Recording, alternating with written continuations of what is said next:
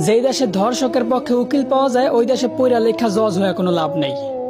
মুসলমানদের দেশে নেতা হইয়া যদি আলেমদেরকে বন্দী করে রাখতে হয়, ওই দেশের রাজনীতি করে নেতা হইলে জনগণের জন্য কোনো ফায়দা নেই।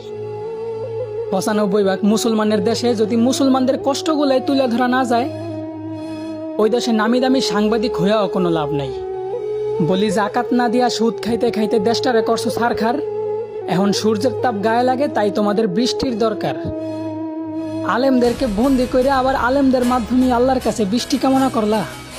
বিষয়টা এমন হইল না যে কোনো এক ফল গাছের গোড়া কাটা ফেলাইয়া সেই গাছ থেকেই আবার ফলের আশা করলা। যে সময় ৩ থেকে ৭ বছরের শিশু মেয়েরাও ধর্ষণ থেকে নিরাপদ না, সেই সময় দ্বারাও আমরা নিজেদেরকে শ্রেষ্ঠ জাতি হিসাবে দাবি করি। যে সময় ফ্রি মিক্সিং ভাবে পড়ালেখার কারণে বিভিন্ন জায়গায় শিক্ষক দ্বারা ছাত্রীরা ধর্ষিতা হইতাছে, সেই সময় দ্বারাও আমরা শিক্ষার মানদণ্ড নির্ণয় করি।